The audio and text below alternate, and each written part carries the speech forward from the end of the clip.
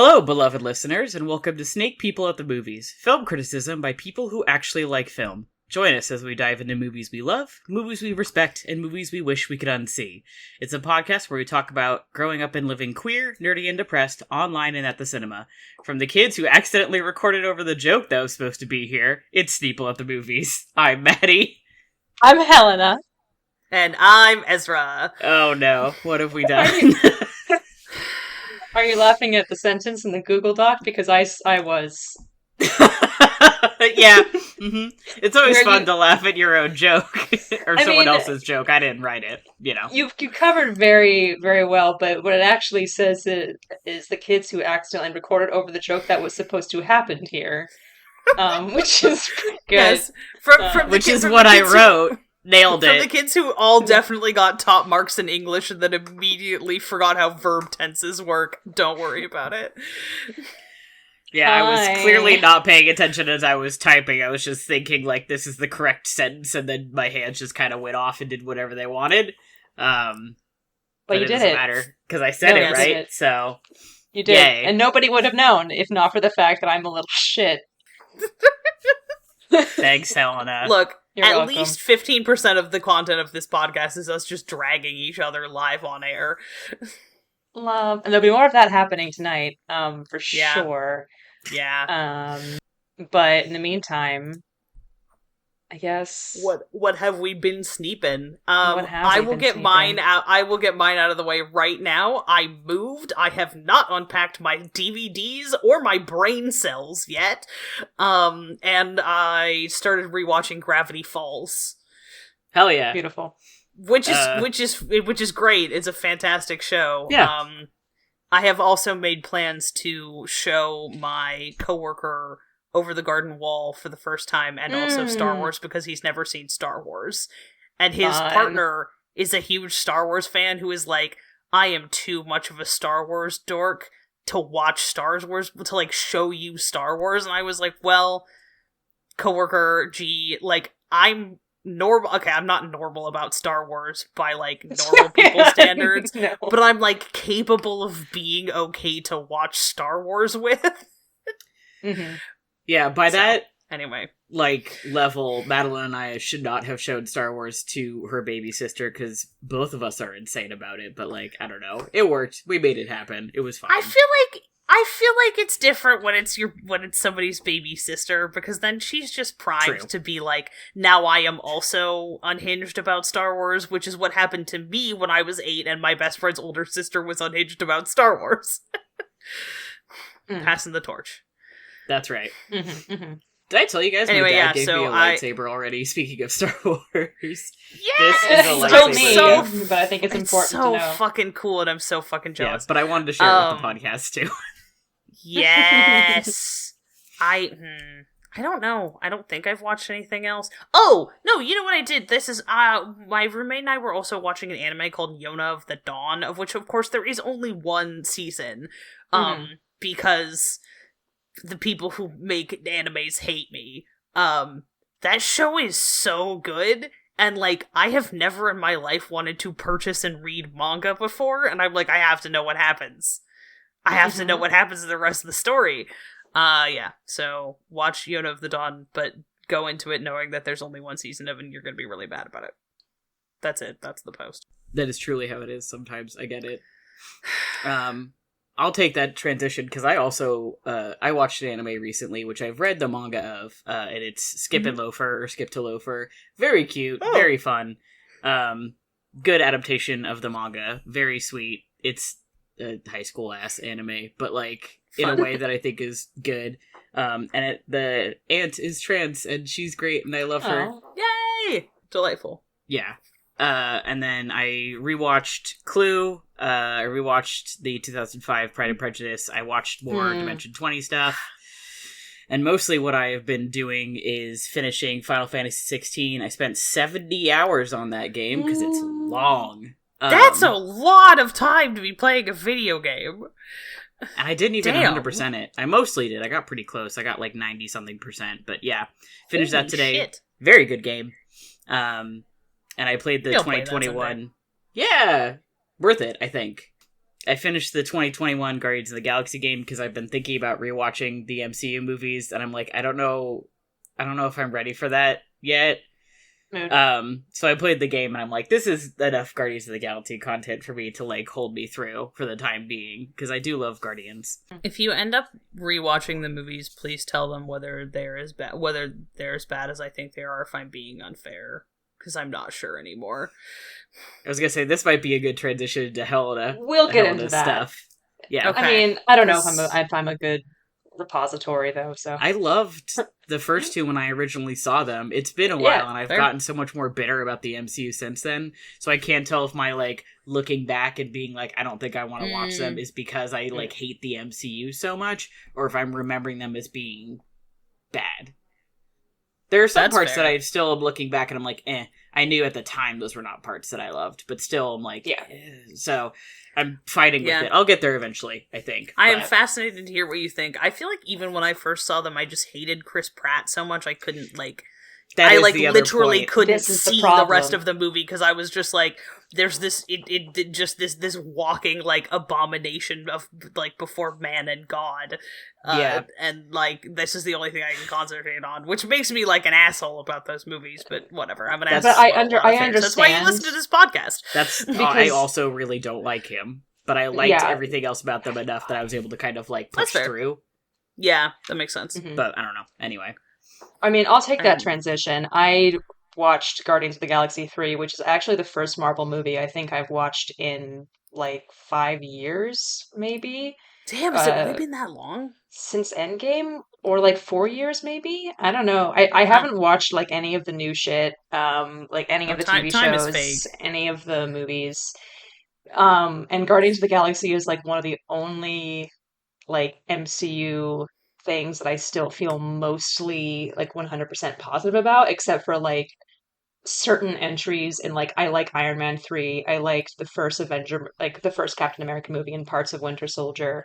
I like Thor Ragnarok, you know, like, but like the only series that I like is Guardians of the Galaxy, like all the way through. And I do like, unfortunately, like Chris Pratt is my least favorite part of it. And also ever since I learned that Glenn Howerton from It's Always Sunny in Philadelphia, people who don't know his name right off the bat, the actor who plays Dennis on It's Always Sunny in Philadelphia was up for that part and was very, very close. Oh, and how do I get to that timeline? Every single goddamn day of my life, I wake up. It's like the two universes. The one where Heath Ledger was almost cast as Will in Pirates of the Caribbean, and the one where Glenn Howerton was almost cast as Star-Lord. I think about it all the time. So like, I feel like I have to be honest in with both you. of those, I feel like in both of those universes, we've like gotten off of our asses and done something about climate change. I don't think so.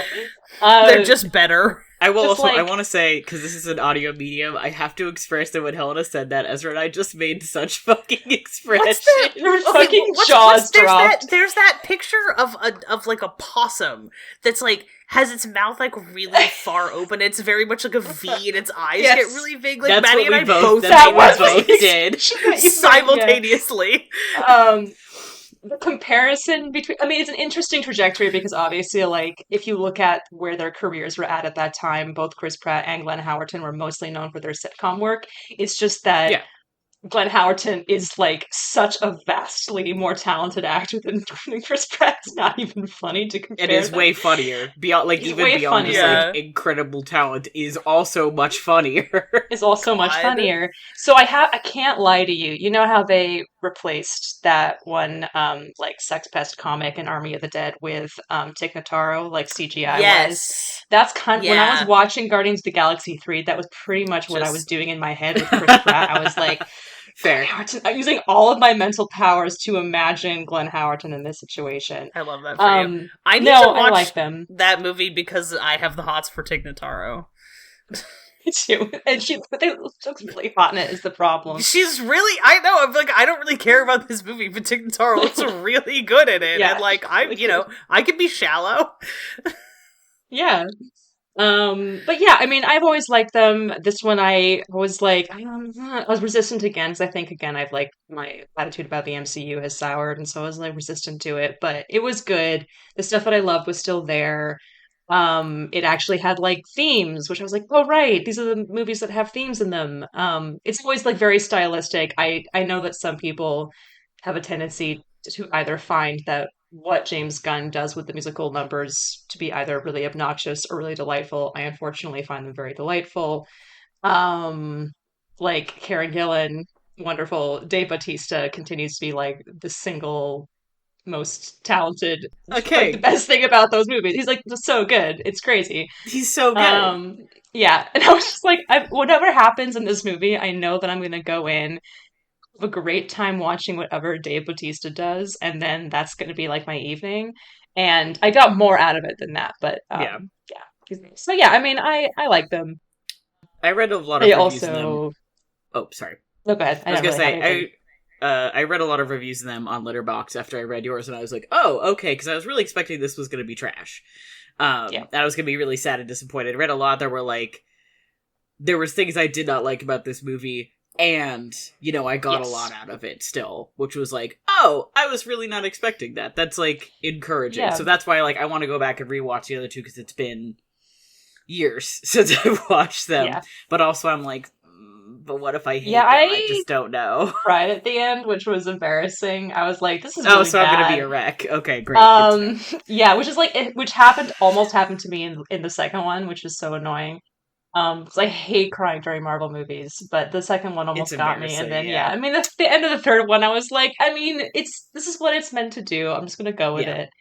I was gonna say that, like, related to Marvel, I also like put Thor Ragnarok on while I was making dinner, and then accidentally my roommate got into it, and then I was like, well, I guess we're watching this now. So we watched the whole thing. I had other plans that night, but I was like, okay, well, this is what we're watching. I guess my plans are this. Fine. Yeah, it was, it was enjoyable. Tom Hiddleston continues to do the most. He's trying so hard. I can't believe that I still am like, but I should watch the Loki show. Because I know that it's just going to be, like, not that good. But, like, I think it's going to be fun. It's one of the things that my dad keeps trying to convince me to watch. And I'm like, I'll do it for you because I love you. And he's so, like, you have to watch, like, the Loki show and Falcon and Winter Soldier. And I'm like... Okay. Maddie, can we watch the Loki show, like, together? Because otherwise I'm never going to get around to doing it. I'm just going to spend a lot of time making jokes about self-cest baiting. I want you to take, like, screenshots of all of your favorite Tom Hiddleston faces when you watch them. Send them to me obnoxiously. Sure. You're probably going to get a lot. Yeah. The sad thing, the I feel like even more, the most basic white girl opinion I have is not actually that Liam O'Brien is hot. It's that Tom Hiddleston is hot. I am way less embarrassed about my crush on Liam O'Brien. Yeah, I mean, as we know, I don't get embarrassed about crushes, but I am a little bit embarrassed about Tom Hiddleston. I mean, I'm not, like, feral about him the way that some people were in the year of our Lord 2011. But, like... Look, 2011 was rough on a lot of us. It was rough on a lot of people, and I was like, you guys gotta chill out and get hobbies. Anyway, what am I thinking? Oh, yeah, I mean, the thing is about Tom Hiddleston, too, is that when we were watching Thor Ragnarok, we were talking, and Elena was like, well, and then this thing that happens in the next one immediately after this is this, this, and this. And I was like, yeah, I kind of remember that. She was talking, of course, about Avengers Infinity War. And I was like, it's like, we should watch that next. And I was like, yeah, the thing is, I don't really like that movie. And I was like, not going to watch it. I was like, you can watch it, though. And then I got to the end of it, and I was like, the thing about it is, though, is that the scene opens with a scene with Tom Hiddleston in it. If I just watch the opening scene, I was like, I'll just watch that one scene with him. That's how they get you, Helena. Kicks it. I know, and that's how they got me. He's like the cheese baiting the mousetrap. He is. He was there. And he was acting, and I was like, "Stop acting!" And then I watched the whole fucking you're movie. You're like, no one else so is acting in this movie. Why are you? I did see on your list that you watched. fucking Infinity War, and I was like, what the fuck happened? Yeah, because we were complaining the entire time. I must have we were just like, this looks so bad. So we got to the scene where they're like having the battle in Wakanda, and I was like, why are they this all of this grass everywhere, and it's like it's got this all of this space, and they're just not using the battlefield, and it looks like shit. And everything is awful and looks gross, and the whole Vision thing in Wanda, we were just like laughing at the entire time. We're like, this is so fucking stupid. We're like, Bucky looks so hot, but like, what is the purpose? And, et cetera, et cetera. Oh, and we were just like so mad at Peter Quill because he's a freaking idiot and doing stupid things. And Thanos is so ugly, and Benedict Cumberbatch's American accent is just like, what even is that? I can't. His American accent is it's embarrassing. It's heinous. Really bad. I was going through my Marvel tag on Tumblr to try and I was reorganizing some tag stuff, and I remembered years and years ago where there was a rumor that I think Oded Fehr was going to play Doctor Strange, and I was like, I remember that rumor. Yeah. I hate this fucking place. It's so stupid. Again, worst timeline. I hate this fucking town. Yeah, it's just... yeah, I love to live in the... I'm glad you watched Infinity War so I don't have to. Yeah, I mean, here's the thing. Peter, at one point, how he's always being goofy and calling people names. At one point, he calls Thanos Grimace. And you're like, Peter... You're so stupid. But also, then you're looking at it and you're like, the thing is he does kind of fucking look like Grimace, though. And yeah, that's stupid, but also it just made me laugh. So, yeah. What's Grimace? The mascot from McDonald's, the purple guy. The big purple guy. Here, I'll find a picture. Hold on. What? Yeah, Maddie, find him. I don't think I know what you're talking about. Well, he looks just like Thanos. Oh, okay, that's fair. No. I feel like it's a stretch. He had the shake that people were talking about online a few months ago. You may not have heard of that. Okay, I live under a rock. Grimace shake. Okay, I mean, I believe you. I just all I really remember is the jokes about the character modeling on that looking unfortunately ballsack-esque. Yeah, there he is. Oh no, yeah, okay, that's a pretty good joke. I feel like that's a joke at the expense of your own CG, which is like, well, alright, go off. Yeah, fair enough. But I just hate his chin. I remember somebody going to go see whatever the last one is, and somebody being like, this happened, and me realizing that I had literally no memory of Infinity War. Mm-hmm. And I was like, whatever happened to this person? They were like, they died. And I was like, when? They're like, at the end of the last movie that we went to see together. Anyway. God, I wish that I'm at a point. Now I'm like morbidly curious to like go back. Sorry, I didn't mean to Oh no, I've caused a problem. I'm not going to, because like I don't have time. But Fair. Like the morbid curiosity is there. Yeah. I'm still on my Guardians bit, I think, but it's like I think that might be that, and like I want to rewatch like Winter Soldier, but that I think is as far as I'll go. Fuck, what was I just gonna say? Oh, there was a point where I had seen movie. That is a hill that I'm willing to die on. The like first round of MCU movies, I think, are pretty decent. Like I'm like I had fun; those were fun. I was like, I'm a comics fan. I like had fun with those. I don't think they were necessarily all good, but they were fun. I had fun, right?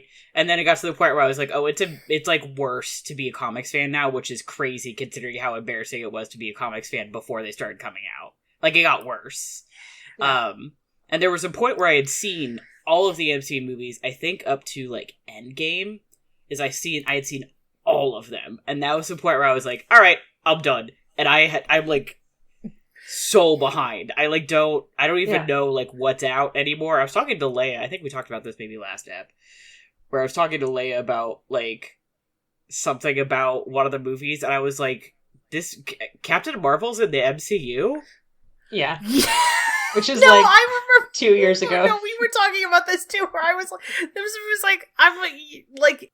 because I had forgotten about the existence of Captain Marvel too for a while. Like, again, a movie that I paid money to go see in a theater, because I was joking that I was like, unfortunately, I have to shackle myself to whatever the fuck is happening here because Ben Mendelsohn is in that's right. the one with the really dog shit AI opening sequence. Secret Invasion. Yes, thank you. And I was like, yeah, well, Ben Mendelsohn's in it, and whoever I was talking to was like, Ben Mendelsohn's been in it, and I was like, since when? They're like, he's in Captain Marvel, and I was like, what? Right. I think we talked about this last episode too, but it's more relevant now, so I'm going to talk about it again. Yeah, it's just so. My shock and surprise from that revelation was that Jude Law was in that movie, which is a good transition point. Yes, that's what it was. To say that I also watched a few more movies. I watched Existenz last night or a couple nights ago, which was a wild ride. Crazy, insane cast. Jude Law is extremely... How do I say this? There's a point in the movie where he says, and everybody who's seen the movie will tell you this, but he says, I have a fear of being penetrated, ... surgically. And you're like, uh-huh. Because this is like a video game movie where there's like video games being played, but they like port into their own bodies, so they have like surgical holes in their, like, at the base of their spine. They have to get like, and they insert like the cords of the video game into this body port, but then they have like lube that they have to put on the hole in their spine before they put the port into the hole. So when I said that this movie is just Jennifer Jason Leigh and Jude Law fingering each other's holes, I meant that literally. They now literally what that meant. Do that. So that's kind of the whole attitude that he's exuding in that movie. I was very attracted to it. It's very pathetic, very like wet cat-ish. I was very into it. What was really funny to me too is that there was because it's a Canadian film, there were two actors from Slings and Arrows in this movie, and they both kick it. But wait, who from Slings and Arrows? Don McKellar, who plays Darren Nichols, and Sarah love Polley, who is obviously like a big, she's a director as well now, and also an actress. But Sarah Polley. But Don McKellar was the one where that name popped. Literally, the opening credits, like so I knew Jennifer Jason Leigh and Jude Law were in it, and it was like Jennifer Jason Leigh, Jude Law, Ian Holm, and I was like, okay, and it was like Don McKellar, and I was like, what? It was like Sarah Polley, what? And then Christopher Eccleston, okay, and then Willem Dafoe as Gas. And I was like, stop right there, I'm sold. So yeah, very entertaining time. Yes, Maddie. I was like, this movie sounds 2000s as shit, so I just looked it up. 1999 makes sense. Secondly, Cronenberg. This is all starting to come together. Yes. Yeah. Oh, sorry, did I not mention that? Yeah, Cronenberg, a man who's probably seemingly never played a video game in his life, but that's okay. I don't want him to. I like it better that he hasn't. Doesn't matter. Pretty great stuff. I watched The Golden Coach, by Jean Renoir, which is a very, very beautiful Technicolor movie from the 1950s about theater and life and love and romance. It was beautiful. I loved it. I watched Throne of Blood, which is the Akira Kurosawa adaptation of Macbeth, which was very, very fun. Looks awesome. Throne of Blood the death is so scene at fucking the end. Cool. So good. I watched The World's End, which is the only movie in the Cornetto trilogy that I hadn't seen before. Oh, really? Yeah, and nice.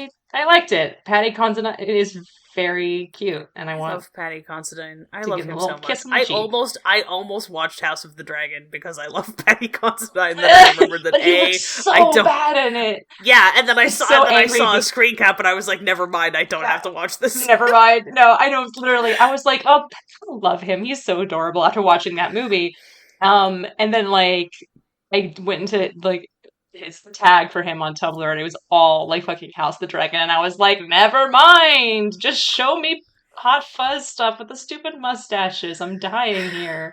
Anyway, I love him. I went to go see At World's End, and I enjoyed it, but I got beer spilled on me, which was really like it was kind of like a likely weirdly, place for it to happen. Like an weirdly immersive theater going experience. Z, did we see that together? Because I was like, Helen, I thought you and I saw that together, and I'm like, oh, I guess not. No, I think I don't think you guys might have. No, I think we saw that at the. Because we saw it at the Cinemagic. Is that what the one is? Yes. No, yeah, we went to the because we went to the Cinemagic and I got beer spilled on you. And you got beer spilled on you. Yes, that's very funny. Yeah. I was like, if I didn't see it with you, I saw it with college friends, and there you go. Keep forgetting that we met in college because I keep forgetting that I went to college in Portland. Yeah, we didn't go to college very long together. No, it's okay, and also, like, I don't have memories of a whole bunch of that, so, you know. Yeah, neither of us forgettable. That's where we got Raleigh.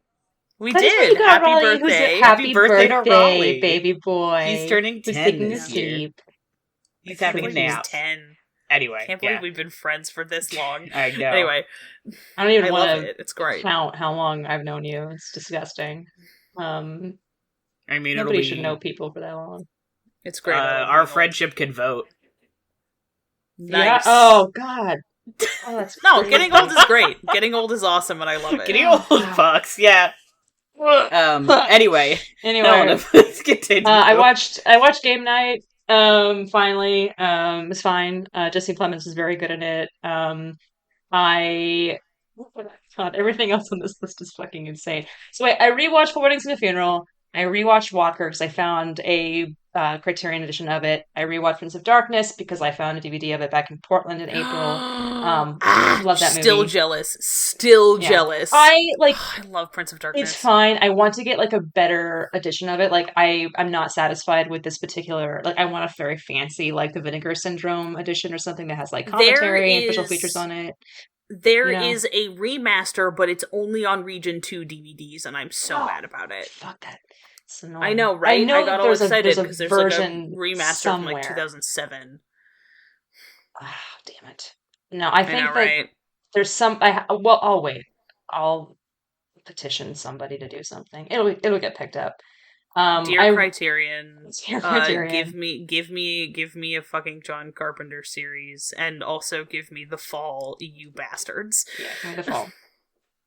I'm still mad about that. I'm gonna die mad about that.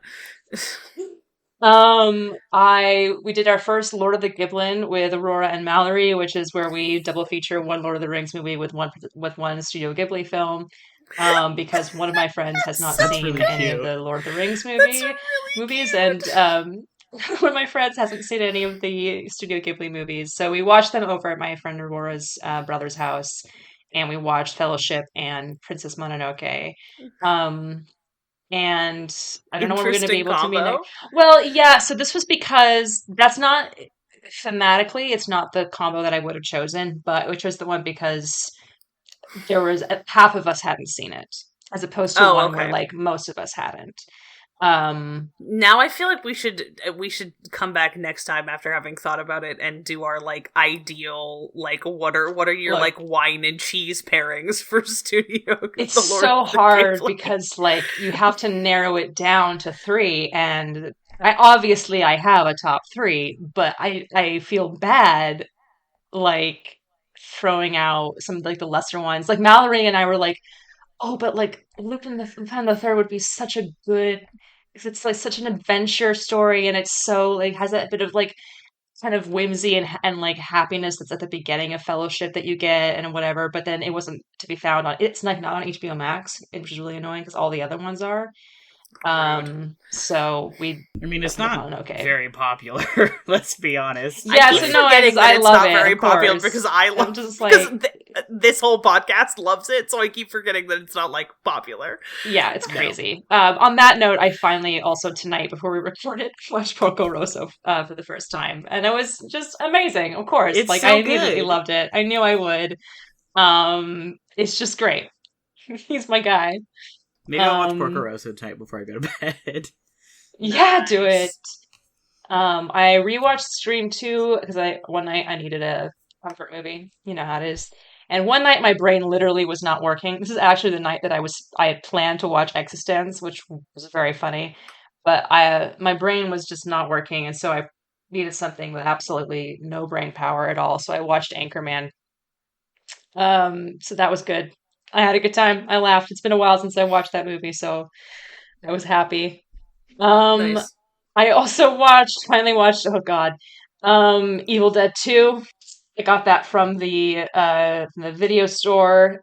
Great stuff. Really just wonderful stuff. Love I to love see her. Yeah. somebody's disembodied hand flip him off. I mean, it's great. I watched Nightmare on Elm Street 2, Freddy's Revenge, which is, if people don't know, the Nightmare on Elm Street movie that is either considered to be extremely homophobic or extremely Yes. gay. I had I a haven't seen really it good yet, but time. like I know it. I know of it. Yeah, I highly recommend. Really enjoyable stuff. Crazy, like absolute. There was, I mean, this is a movie that like I knew about the issues with going in vaguely, but Yeah. then I got to like certain scenes and I was like, oh, okay, like that's how blatant we're making this, right? Um, including I'm not going to mention the scene with the shower and the S&M place. I'm not, that's on y'all to watch. Have a good time. I saw Mission Impossible for the first time. My first Mission Impossible movie. Hell yeah. It's Sorry. good. This is quite a It's great. spread I of Mission loved it. movies. Impossible fucks. Brian De Palma movie. I Yeah. was like, this fucks so hard. I'm really sad about Kristen Scott Thomas though. I wish she was in it more. I love Kristen Scott Thomas. She was beautiful, and I was like, beautiful woman, I love you. Before I get into these two that I watched in theaters really quick, I have also been watching Justified City Primeval, and I finally started Gallivant, which is something that someone is always like really Oh, yeah. surprised when I tell them I haven't seen it. They're like, "You haven't seen Gallivant?" And I'm like, "I know, shoot me dead." Because and then I was watching it and I was like, "Oh, I get it," because it's like The Princess Bride and Monty Python like combined into one Yeah. I've seen a horrifying couple episodes of it, bastard. and I thought it was really funny. Yeah, I it's very remembered that enjoyable. I have seen one movie, which is the 2000s version of Haunted Mansion with Eddie Murphy, because my roommate loves that movie. And you know what? I gotta say, charming. Yeah, Hell yeah! yes, I've good never parents. seen it, but you know what? Rock on. I thought that the one of the main characters was the guy who played what's his fucking Basil in the one Dorian Gray with I Bin know who you mean. Bonds. Yes. No, it's a different guy who looks a lot like him, who is the dad from Stardust. And I was like, Oh my wow, how could God. I mix up these two extremely similar looking middle-aged British dudes? Who was incidentally also in, Merlin. Are we Yeah. not John There's Lynch? two guys here. No, Agrain or whatever. Oh, Agravain? yes, I know who you mean from Yeah, the anyway. mystery show that my mom watches. Yes, yes. Yeah, anyway, I not got you. important. I just thought that was funny. So, go on. Oh, I'm I have- excited to talk about. We talked a bunch about. Okay, yeah, talk We about did, your so theater going I experiences. saw two movies in theaters, one of which was The Last Voyage of the Demeter, which I saw on Sunday, and I also, of course, saw Oppenheimer. Z and I talked a lot about Oppenheimer, like one-on-one when, like, kind of shortly after I saw it. So a lot of my thoughts went into the conversation, to be quite honest with you. But I really liked it. I thought it was really good, and I was not bored for any of it, which is astounding No, which considering is it's very a 3-hour impressive. movie. It moved very quickly. I mean, Cillian Murphy was incredible. Give It that was man an very Oscar. like Give sad that and man an Oscar. very like haunting, and I found it very upsetting in like yeah. a way that like means that it worked on me as a film goer. Yeah, there's a couple of Yeah. times. There's a couple of casting decisions that I like literally like jumped in my seat at, which were pretty obvious if you've seen the movie, I think. But one of them was Casey Affleck. The other one was I got jump scared by Casey Affleck seeing that movie. Which is unfortunately like hate him. He's still a good actor, unfortunately, and he was Yeah, he's well cast fine. I in just that don't like him. role where he was like playing a literal horrible like torturer monster. Like it was just like they were hiding his face, and I'm like, why are they hiding his face? Like, who is it? And then it was like, oh god. And then the other time was when Rami Malek showed up, and he just like stood there and didn't say anything, and just looked at me with those huge Rami Malek eyes, and I was like, what are you thinking? What is she thinking? That man and Elijah Wood have just like the biggest eyes in Hollywood. Yeah, I mean, David Krumholtz was really wonderful too. A lot of really great performances. So good. Johnny Jr. I mean, I gotta say it. He was really good. Yeah. Especially when he's like, towards the end, he lets loose a little bit, and good. all that good stuff. Yeah. I really liked the attempts to convey the impact of scientific discovery without like explaining it in technical terms, because I feel like it would have been really easy for that movie to get like just instantly ground to a halt by people like explaining things to you, and it's like, no, because that's not what matters. What matters is how people feel about it in this movie. Like, what matters is how it makes these people feel and react. Yeah, and we all know where it's heading. It's not like, ooh, the amazing scientific discovery of like, no, they're making a bomb. Like, it's bro, not we know. Great. we know what they're making. Know. We don't need to know like what this all means. It's nice that the actors sound like they know what they're talking about. Always very important. But like, yeah, it wasn't. It was about the inevitable, like. Yeah, I think it was really.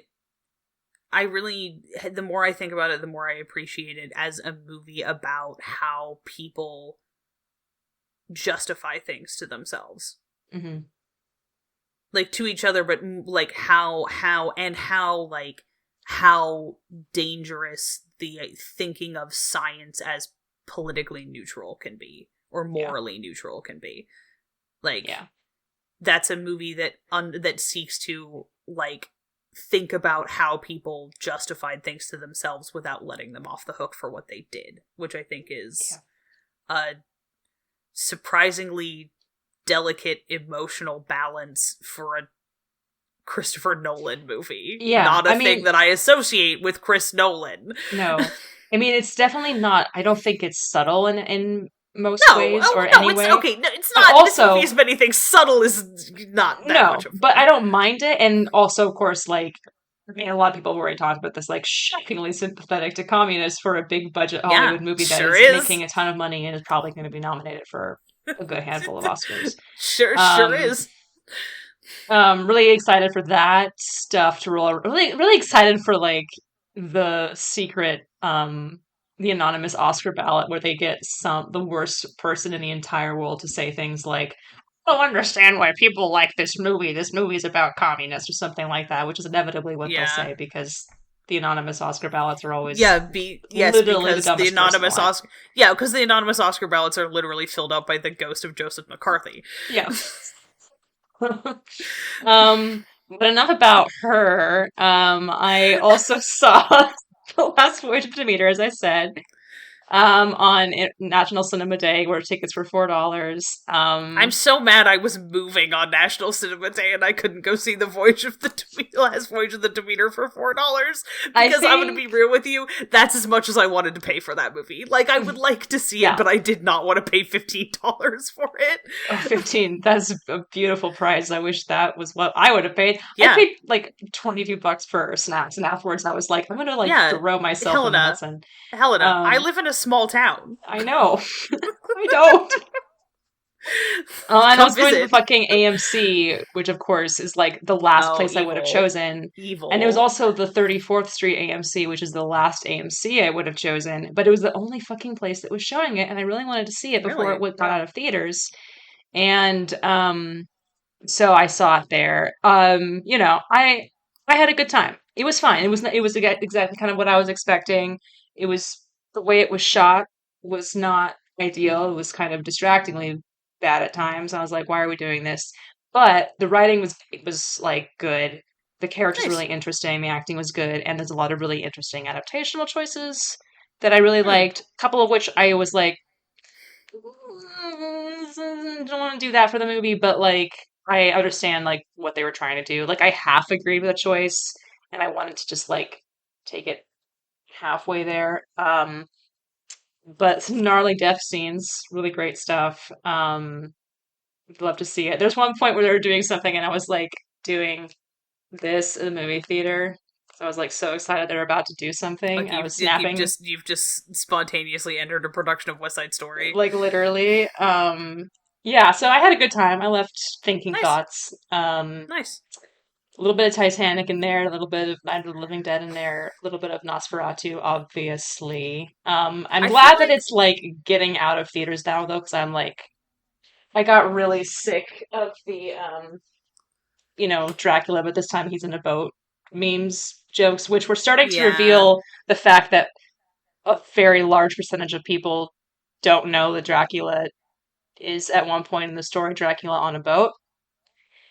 Which is like fine. I thought everybody did Dracula daily and like knew that a lot of people did that. Well, here's the thing. It's like people. Maybe there's one that I saw that pushed me over the top, which was like a gift from Nosferatu when he comes into the frame and he's standing on the ship looking down and whatever. It's a very famous shot from Nosferatu, and it's like they're like, this is not the only time that there's been a vampire on a boat, and I was like, yeah, that's because Nosferatu is an adaptation of Dracula. And in Dracula, he goes on a boat. Like, what are you not? How do you think he gets to?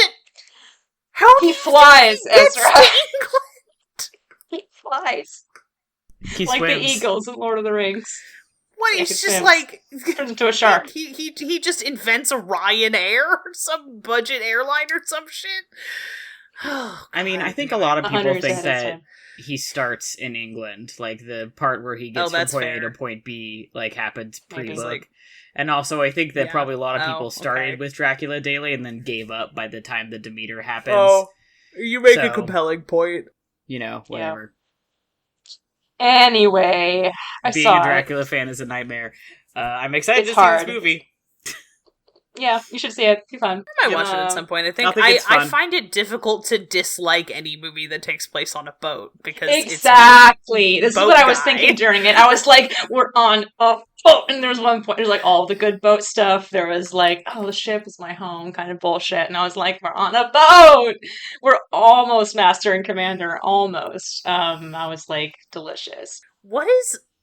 Okay, now I have to look up that one. The very dubious Nantucket whaling movie with Chris Hemsworth. No, Chris Hemsworth. I was gonna say I'm very scared about which Chris you're about to say. The Heart of the Sea. Yes. Oh yeah. Yeah. The one with that movie was. Yeah, Cillian Murphy's good. A lot of people are quite bad in that movie. It's not very good. He's great. I have to be honest with you. I was rooting for the whale. I really wanted the whale to kill all of them. Yeah. Fair enough. There was one point in this movie. So there's one of the characters in the movie is kind of like the main protagonist is this doctor, and he's played by Corey Hawkins, and he's backstory is he's the first Black doctor to get a doctorate from Cambridge. And they let him. He's on the boat as a ship's doctor, and there's some characters on board who are unsurprisingly in the 19th century not so enthusiastic about him being on there, and they start getting kind of racist. And there's one character who's like more racist than others. And there's one point where he's like walking around on the deck, and I'm like, this guy's gonna die in like 2 seconds. And unfortunately, because I had recently rewatched the Final Pan Monster Factory videos, there's a line in one of them where they like throw a bunch of grenades and try to kill everybody at once, but it's too powerful, so everybody's fine. And Justin says something like, Myrna the racist is good. And so that part, I was waiting for him to die. I was just like thinking that to myself the entire time. So at that point I was partly rooting for Dracula, but also like thinking that line to myself over and over again in the theater, like trying not to like get kicked out. Anyway, welcome to my brain. Should we talk about something else? No, I don't want to. I want to keep talking about this. Let's go around in a circle. When was the last time you had intrusive fucking Final Pam thoughts? While you were in a movie theater. Every single day of my life. Frequently, I think. Yeah.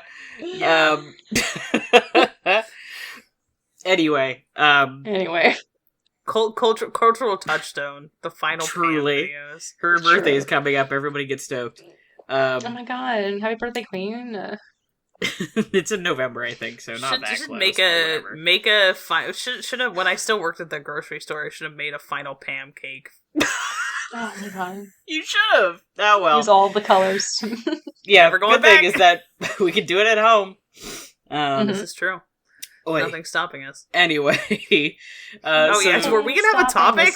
Yeah, 50 minutes in. Were we gonna do a show about something, or is this a Seinfeld episode of theoretically every fucking episode? Is this episode 99? Christ. Oh no! Oh fuck! I hope it's not the 100th episode. That would be really embarrassing. No, it's not. It's Okay. not. We're close, but we're not. I think this is episode 99, though, so we gotta get our shit together. Anyway, what we are actually going to do is we're going to do another Oscars episode where we review the Oscars of a year and just talk about it, because it's fun. We're doing the 75th Academy Awards, which took place in 2003, and they're about 2002 movies. Which, if you are aware, and remember, this one was the Chicago year. Yeah. This was when my my family still did our little like cute little 3-person Oscar parties. My parents are not party people, like they do not throw parties. But we would like put a tablecloth on our coffee table and like get a whole bunch of like fun snacks and things from Trader Joe's and get like, you know, sparkling beverages. My parents would let me have a champagne flute full of like sparkling cider or something like that, which was very exciting. And we would watch the Oscars. And I remember having fucking All That Jazz stuck in my head for like 3 weeks after this Oscar ceremony because they played it every single time it won something. And that was like, in those days, the broadcasts, like they would like really follow somebody all the way up the aisle. Like they just weren't as cut up as they are now. They were like, oh no, you're sitting down to like fucking watch the fucking Oscars. You will witness people walking. And stuff like that. Yeah. So anyway, Chicago's a really good movie. I had not seen it at the time because I was like not old enough for that, and then I went back and I was like, no, Chicago's good. I didn't see it, but I had the soundtrack. That gave me the soundtrack, which has all of the stuff, the same kind of content that's in the movie, which is very funny. Yeah, it does. Yeah. Wow. All right. This is a brief aside. I'm looking at the wiki. I did not realize that Adrian Brody won for Best Oscar this year, and he was 29, so he was the youngest person to win Best Oscar. Off! Which is Adrian Brody. Yeah, he was. Crazy. 29. That's disgusting.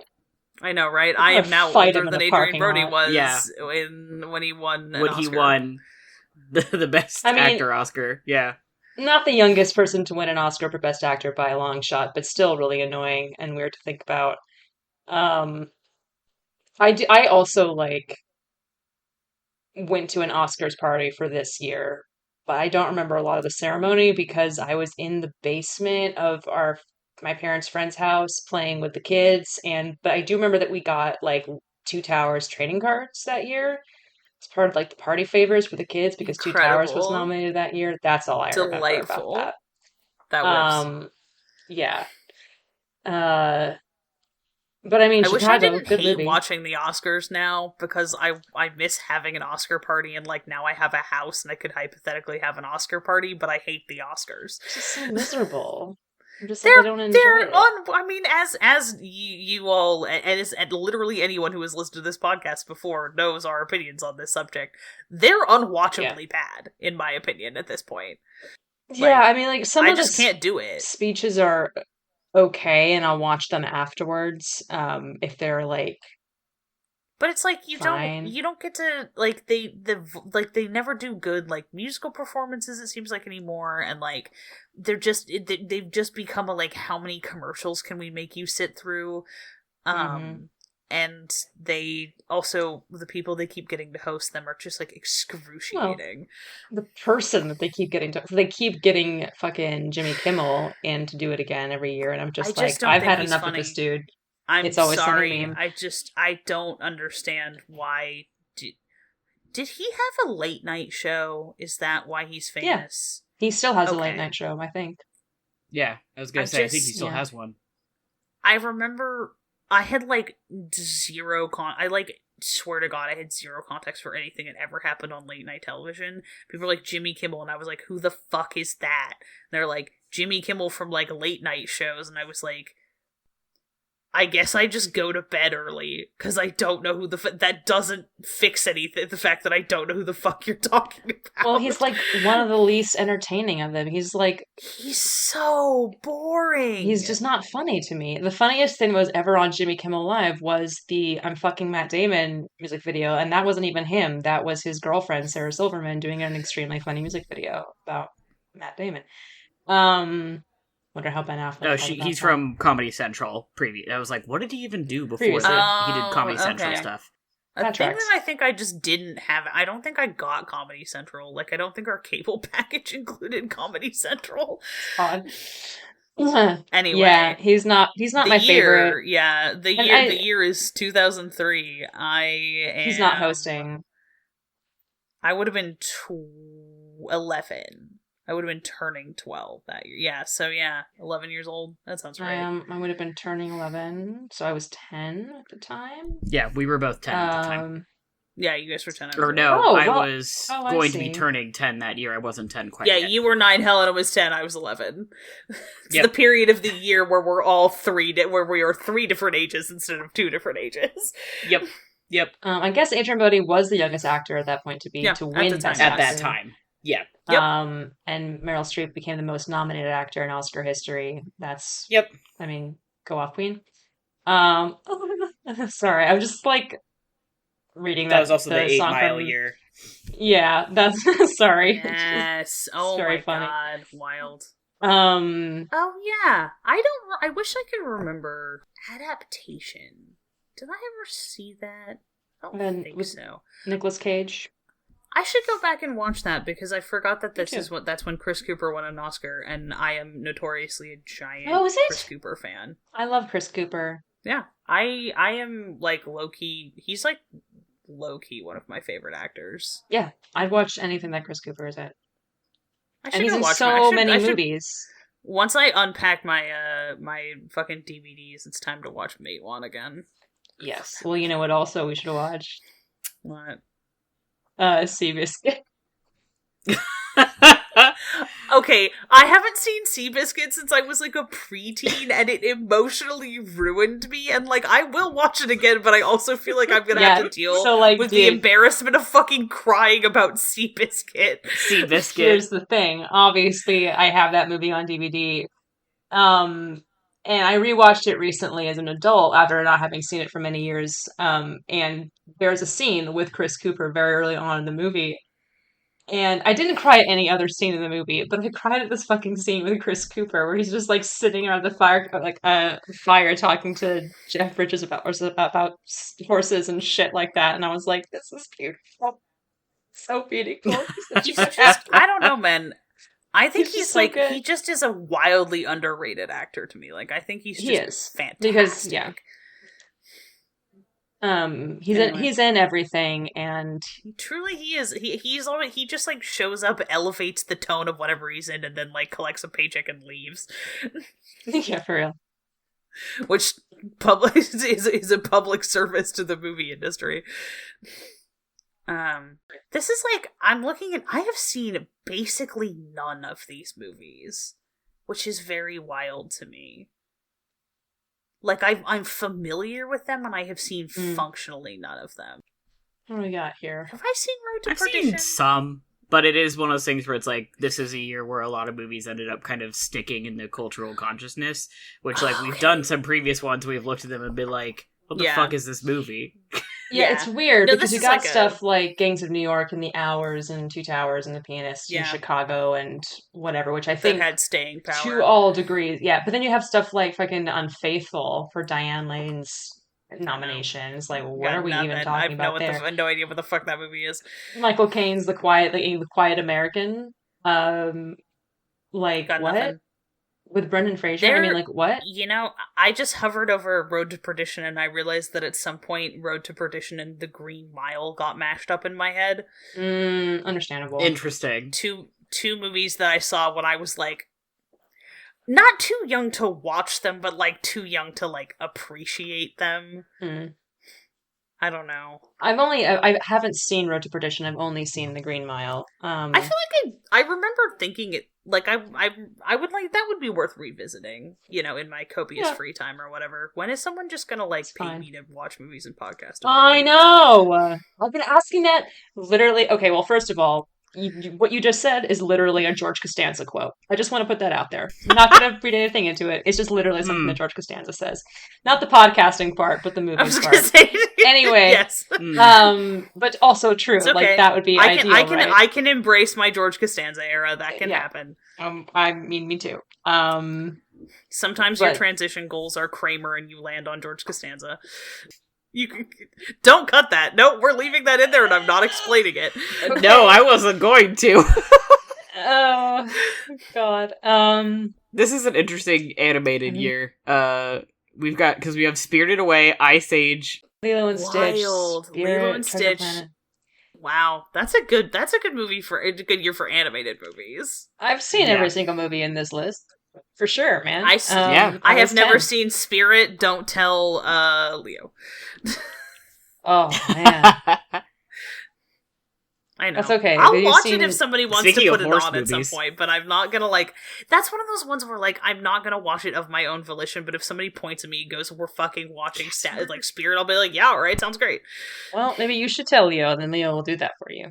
This is true. Next time I'm in Portland, Leo's just gonna kidnap me in the middle of the night and be like, we have to watch Spirit right now. And I'd be like, you could have just put it on at Maddie's apartment. I mean, that's probably what's gonna happen. I mean, I've been thinking about rewatching Treasure Planet recently. I would love to revisit that. You should. It stands up. I've rewatched it a couple of times since I bought it on DVD. It stands up. Yeah. I didn't watch that when it first came out, I think, but I watched it when I was in college. This is the same year that Catch Me If You Can came out? Wild. Yeah, I know. Yeah, there's a lot of things that's that came out this year? Wild. A lot of really great directors Minority doing stuff. Report? Damn, okay. Your Friend and Mine, Spider-Man. Yeah. Minority Report and Catch Me If You Can? Mm-hmm. Yeah. That means... Oh my God, Steven. Yeah. He was working twice as hard. I know, right? Yeah. My man was working overtime. Sorry, I was just sorry. Our close personal friend, Steven Spielberg. Oh, yeah. Yeah, Once again, moving along, I was just scrolling through the whole bitch, and of course, this is the year Attack of the Clones came. Yeah, I was about to say, sure this is. Was one beautiful nomination for visual effects. And of course, it got crushed by Two Towers. So funny. And this is also, of course, the year that Peter O'Toole won his honorary Oscar and then tried to give it back. Because he was like, no, I'm going to win the fucking thing outright. Yeah. And then he didn't. And I have to fist fight the entire Academy in an alleyway. True. He did. He won Best Actor in 2009 for Ira. But it wasn't that year. Obviously, he didn't have any. But he was mad old at the time. He was like, finally I can die. And then he did. Man, I had the worst Peter O'Toole phase in high school. Anyway. Someday I'm gonna sit down and just make you guys listen to me talk about Peter O'Toole's filmography because that sounds like an episode. I was watching a video about film restoration, and they were talking about how when they restored Lawrence of Arabia, Peter O'Toole came back and ADR'd some of his own dialogue in the movie because the sound was so degraded that they had to restore some of the audio. And he came back and they showed him in the studio as an old man. And I was like, eating shit. Like, God.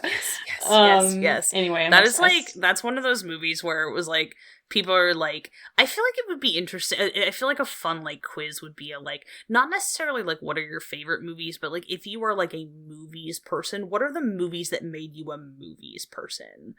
Right. What are the movies that sort of you saw that made you go, oh shit? I feel like we have, but I feel like I want more people to answer that question. Yeah, fair.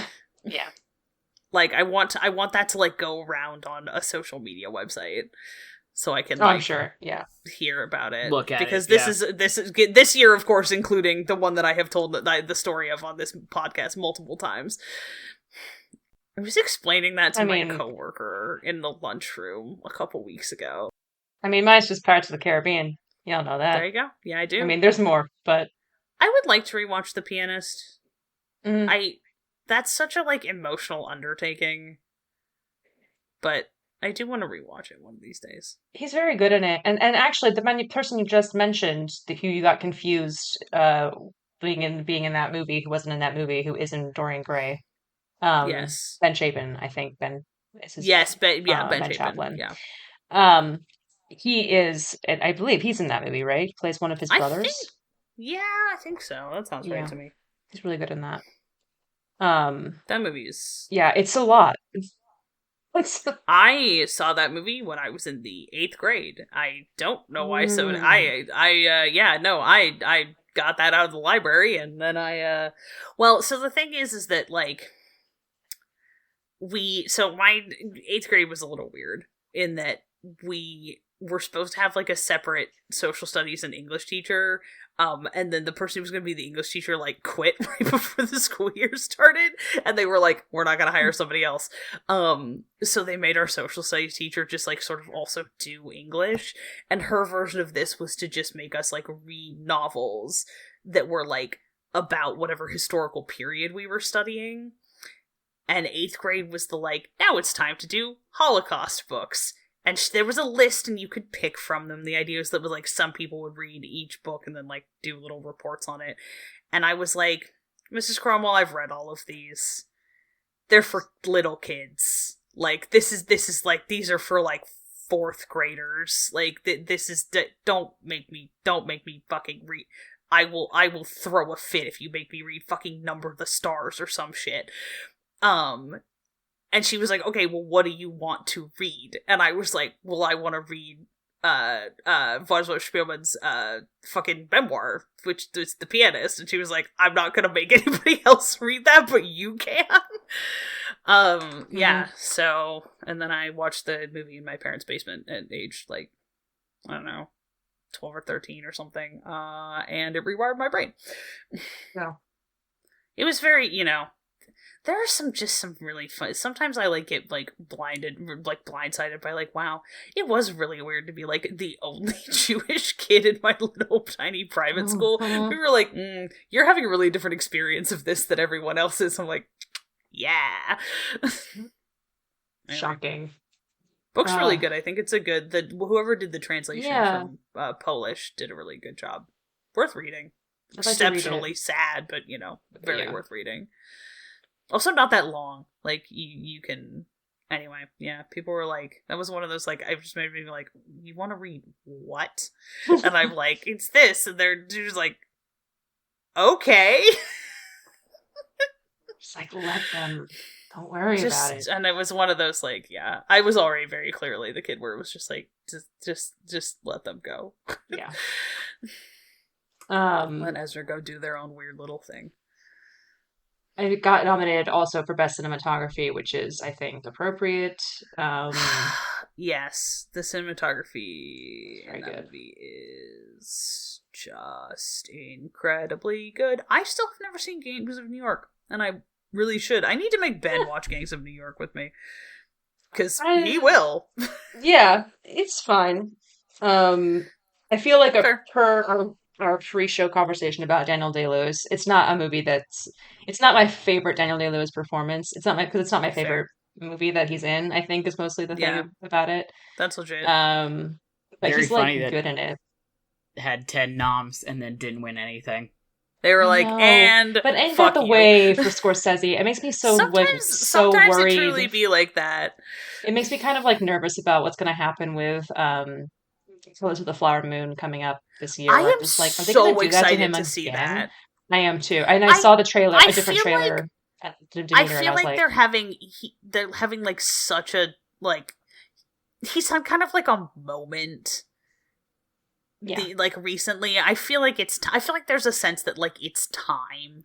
Well, it's going to get a longer theatrical release now, where he's had all these comments where he's talked about getting older and feeling he's just now in his 80s learning new tricks about how to make movies, but he knows that he doesn't have enough time to do everything that he wants to do and make what he wants to make. And it's like, you're Martin Scorsese. Like, but, there's all of those comments which are really relevant. And also, like, the trailer fucks, so people have been really excited about that. And I think so recently, because of some stuff with the strike, like Dune has been moved to 2024. I'm free for another year. But then the limited release that Killers of the Flower Moon was going to get is now turning into a wider release, like a week or so later or something. So I think that's going to really help it. I think with The Irishman, it was like, people were like, it's too long, it's on Netflix. And it's like, then fucking pause it and go pee and get back to your fucking couch, you lazy bones. Anyway, you're watching it in your house. You can get up and piss whenever you need to. That's it. Ray Romano's in this movie. Shut the fuck up and let it, like, have its moment. I say as if I had seen The Irishman, which I still have not seen The Irishman. In my defense, I don't have access to Netflix right now. Anyway.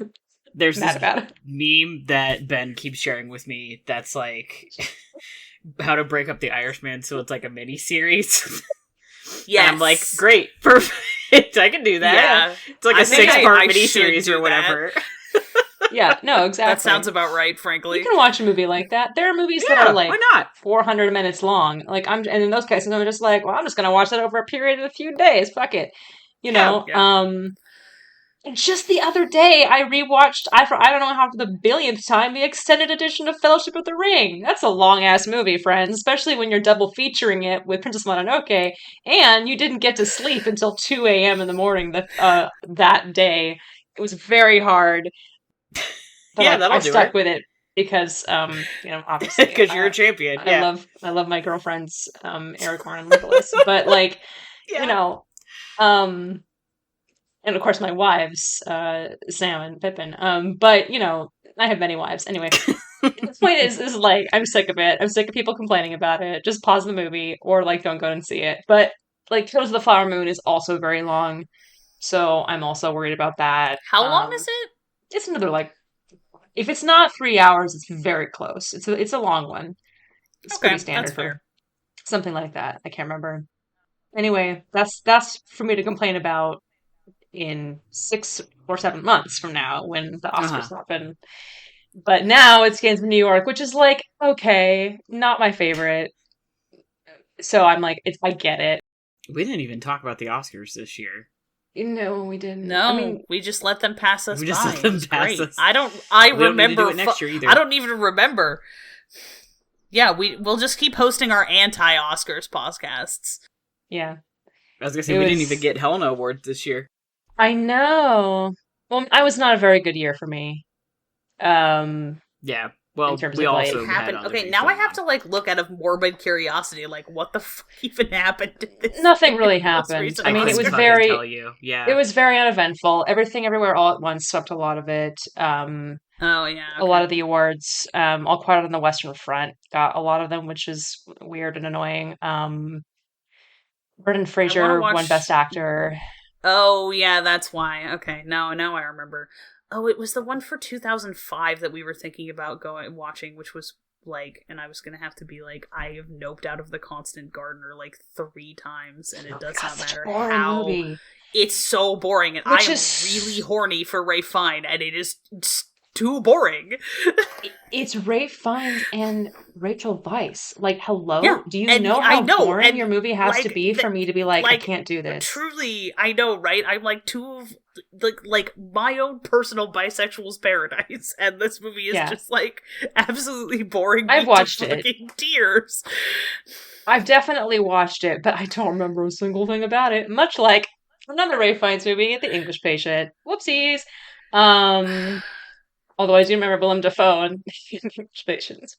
The English Patient is like, we've talked about this on this show before. The thing about The English Patient is that, like, I'm just mad that all of the women in that aren't Kristen Scott Thomas. I know. Which is a routine complaint I have about movies. And that's just the complaint that I had. Kristen Scott Thomas should just be in more of them. Yeah, which is obviously especially after rewatching Full Weddings and a Funeral, this was obviously the complaint that I had about Mission Impossible, where I was like, obviously, like, really cool move to do what they did in that movie, but I was like, she needs to be in, like, 30 more scenes. She needs to be... I want Kristen Scott Thomas doing spy shit. Yeah, like she needs to be. I mean, Tom Cruise is good in that movie, but she needs to be playing the Tom Cruise character. But like, what if she was playing the Tom Cruise role? What if she was Tom Cruise? Anyway, that's about that. Galaxy brain. Best makeup went to Frida. There's a movie for you, Ezra. I feel like I just, never saw. But Alfred Molina's in it. I know. Believe me, I'm aware. I'm going to at some point. It'll happen. I think I did see that one, but it was a while ago. I think I saw it for a film class. I do not remember. Yeah, I'm a track. Yeah. Not like I don't remember it negative. It's just like I just don't. Far From Heaven? Far From Heaven is the Todd Haynes movie about Julianne Moore's got the gay husband Dennis Quaid. It's it's an homage to Douglas Sirk films. Yes. Which I want to see. I really would like to see All That Heaven Allows at some point. Especially after watching Written on the Wind, I really want to see. Oh yeah, I still haven't. I'd like to see that. I am fascinated by Douglas Sirk movies, like conceptually. Yeah, it's an artist. I'm like, what are you cooking, man? It's incredible. Thoughts on the visual effects? I think that's fair, right? Two Towers winning that over Spider-Man and Attack of the Clones. Yeah. Since the visual effects in Spider-Man are quite good, but the visual effects in Two Towers are literally revolutionary. Yeah, I was going to say Spider-Man is my friend and I love it, but like, of course, my best friend. But like, and then I'm just thinking about the Nancy Drew scenes in Attack of the Clones where he's talking to these tall people, and you're like, this don't look so my good. Favorite part is you're like, these textures look kind of video gamey. I mean, they're not awful. No, they're not bad. No, they're pretty good for the time. 2002 or whatever the George shit. Lucas, like, no slouch in the revolutionary visual effects department. No, not at better all. or for worse, but like when Two Towers is there, sorry, mate.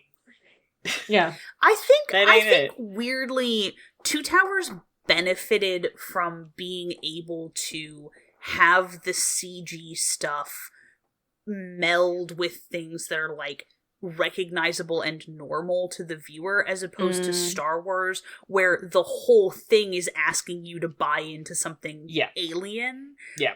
And so the whole thing feels artificial, and therefore I feel like the artificiality of the like visual effects stands out more, whereas because they don't have the advantage of being able to blend it into like a real fucking tree or whatever. Like you put the Ents next to a tree and you're like, well, that is a real tree and that looks enough like a real tree that happens to be walking around. Yeah.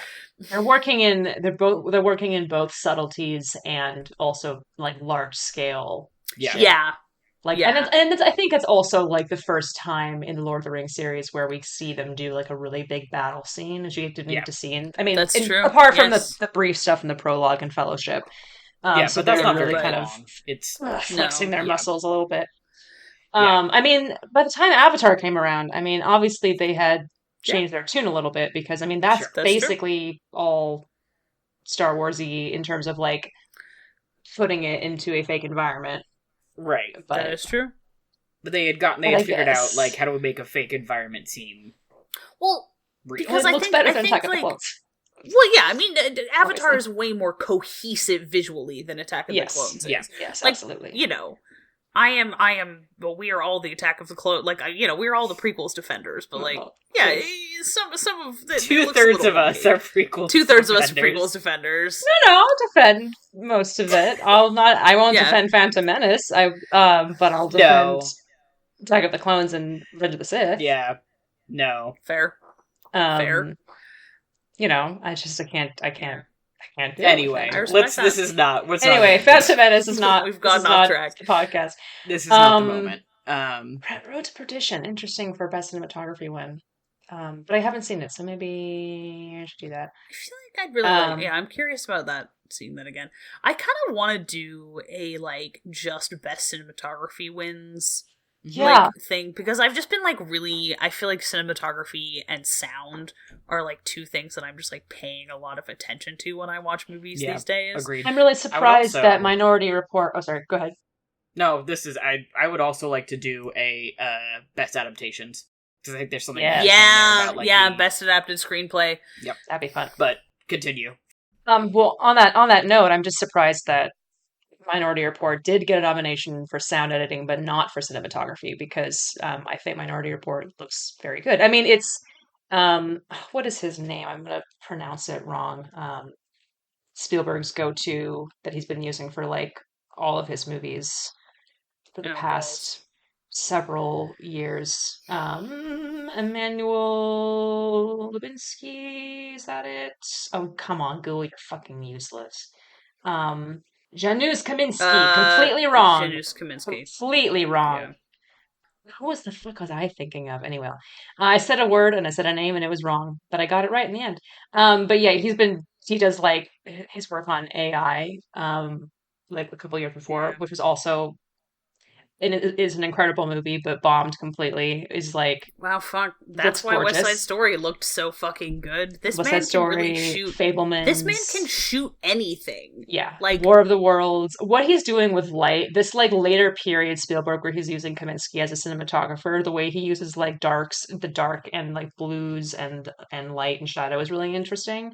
And Minority Report is like, looks crazy. Also, Colin Farrell in that movie. I have so many opinions. They're all completely shallow. As we have previously stated, as is your right. Like, he's good in it. Like, I'm also like, he's a good actor in it. Good performance. Yes. It's really funny to see him and Tom Cruise in a movie together. That is weird. There's a cognitive dissonance element there for me. Like, this should not be happening. Get him out of there. Two very different forms of charisma. Yes, absolutely. Especially with Max von Sydow in that movie as well. You're like, somebody save the two of them. What's the original song? Oh, that's annoying. What? Oh, I can't remember. Well, so I mean, obviously the song from 8 Mile one, which is funny and hilarious. But they did that thing where Chicago has. Oh yes. I mean, Kander and Ebb did write it. In their defense, Kander and Ebb did write it because that was when, Fred was still around. Yeah, I just lyrics by Julie Taymor for the song from Frida. Well, yeah, because she directed it. I know. I didn't realize that she also was like, I'm gonna do songwriting.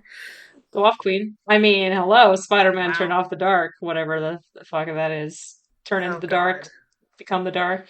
Ascend the dark. Whatever that. Interesting that I wonder if, because this is the year that fucking Treasure Planet came out, but I wonder. Oh, wonder if was that song written for Treasure Planet, or did they just use it in Treasure Planet? The one by the Goo Goo Dolls? Yeah, I was gonna say, I'm pretty sure they got written for. Which is like, where's that movie's fucking... Well, it's really funny that like that's not in there, but then there, I mean, oh, I see, it's by Paul Simon. The song from the Wild Thornberrys movie is in here. Paul Simon. I feel like I have to say right now that this is not movies related specifically. I have been like, the last like month and a half has been like Paul Simon lockdown. I have listened to, we do not even want to try to count the number of times I have listened to just the Graceland album. Yeah, man. In the last like 3 weeks. Fair. Because it's probably more than 25. I mean, I get it. It's just, I don't know. I've just been like, the like musical palette for my like late summer, early fall is Paul Simon and Florence and the Machine, and I don't know why. Get that Wild Thornberry song on there. Hello. I have to go listen to that now. I'm very curious. I'm very tempted to do this horrible thing. Remember anything about the. I don't think I never saw it because I never saw anything from the Wild Thornberry. I don't think I did. I definitely watched the show, but I didn't. Yeah. It was on a channel that I didn't get. It's just that at some point I started saying smashing unironically, and people would just send me the gifs of this guy from smashing, and I was like, I don't know what that is. Tim Curry himself. Yeah, incredible stuff. I'm very tempted to do a horrible thing where I make a playlist on Spotify or something of all the nominees for Best Original Song, I listen to them because usually this is a category that, especially lately, I'm very just like, God, because it has nothing to do with the movies. Sometimes they'll just like write a fucking song for this trash ass movie, and then we'll get an Oscar nomination out of it. So you have this absolutely Hi, Paul fucking Simon. fake movie. It's not to you, Paul Simon. Wild Thornberry's innocent, Paul Simon innocent, but they'll like make up these like fucking songs for these movies that don't exist, and especially if it's a Diane Warren song, and they'll just be like, yes, this Oscar nominated song, and it's playing at the Academy Awards, and you're just like, what the fuck is this? Like, what is happening? Yeah. And it has nothing to do with the movie, and you're like, why do I have to watch this entire movie to get the song? I don't. It's a song that you've written for the end credits of this movie. I think that's cheating, and I don't like it. But I've decided to just maybe I'll make a playlist and listen to them all. You can make a playlist of the good ones. How will I know if they're good if I haven't listened to them before? By being a pro. I don't know what to tell you. I can't intuit. I just have to do it. I have to listen. I am low-key mad that the song that I'm Still Here by the fucking Google Dolls frontman was not. Yeah, that's kind of annoying. That doesn't really surprise me. I feel no, I guess not. But it's so good, though. Like, they were faves of the 90s and 2000s, but still, it's like... They're pretty old. Like, if they had to pick, like, we're gonna pick one movie from, like, one song from an animated movie for this, we're gonna pick Paul Simon, it's like who the fuck is the guy from the Goo Goo Dolls versus, like... Yeah. No, that's fair, and I respect that. I mean, I know that it fucks, because it does, but, like... It does fuck there's some pretty beautiful hard. little songs that were written for, I believe they were written for Lilo and Stitch. Or there are certain compositions that were at least written for Lilo and Stitch that were very good. Yeah, they were written for. I mean, not the Elvis Presley songs, obviously. Although there is a cover of "Burning Love" by Winona Judd. I don't know if that was original to Lilo and Stitch. But they've nominated shit for less than that. I'm just pulling up the Lilo and Stitch album now. Yeah, because they have the Hawaiian roller coaster ride and the song that plays at the beginning of the movie. Yeah, I feel like they had that they really 118 missed song. it. Yeah. I mean, which I forgot about until right this moment. Mm-hmm. Wow, I forgot that Pedro Almodovar was nominated for and won a couple of times this year, which is crazy. Yep. And then they ignored him for like 20 years. Yeah. I also forgot this is the... Sorry, I just saw My Big Fat Greek Wedding got nominated. I was about to say. I know, right? Yeah. Because I was looking at Ito Mama that I kind of... Yeah, a movie that I kind of want to rewatch. My Big Fat Greek Wedding. I've only seen it once. Yeah. It's been They played the trailer for the third one as The Last Voyage of Demeter, and I was like, The third one? Oh, There's a second one? The poster is fucking atrocious. Google it. I feel like my important question here is it the same person getting divorced and having another Greek wedding, or is it different people getting married? No, it's not called My Big Fat Greek Wedding. It's like My Big Fat family reunion or something. They're all going the father has died, and they're all going to Greece for a big family reunion. I was really gonna laugh if it was just like my fucking... They're just all... I'm now on my third marriage. They're just all photoshopped the fuck out on the poster, and it makes me mad uncomfortable. And I had to... looks like it's something. Bad. It's like, why did you do that to them? We know how old they are. Like, I don't care. I just, stop. But it's like everybody, including like the grandmas and the aunts and stuff, who are obviously like in their 60s and 70s, 80s, etc. And you're like, stop that. Get that away from them. This is the first entry not to star Michael Constantine, who died in 2021, and it's about, presumably, it looks like the film will follow the family on a trip to Greece for a family reunion after the death of, I think, his character, which is correct. Kind of a weird vibe. It's very weird. It's very weird. It's very much bringing Val Kilmer back for Top Gun Maverick and having that scene. I don't know how I feel about him. that. Anyway, but I don't know. Yeah. Anyway, that doesn't have anything to do with the 75th Academy Awards, though. So no, it doesn't. But the ripples, the consequences. No. I mean, we're still seeing the effects today of Nicole Kidman's Best Actress win, mm-hmm. such as the AMC welcome video that I have to watch every time I end up at an AMC seeing a movie. Wild. Where'd you take us on a little journey? I mean, Catherine Zeta-Jones, Chicago, absolutely, sure. It's, Queen Latifah, though. Oh, she's so good in it. I'm not gonna lie, I went back and watched Chicago when I was a little older and getting into musicals and felt some kind of way about Queen Latifah in that movie and just did not interrogate that for years. So here's the thing. When I had that soundtrack as a kid, that song, When You're Good to Mama. Yeah. I was reading a lot into that song that, like, going back on it, I'm like, oh, wait, it's not about being a lesbian? 'Cause I thought it was about doing favors as a lesbian in a woman's It's prison. not? It maybe.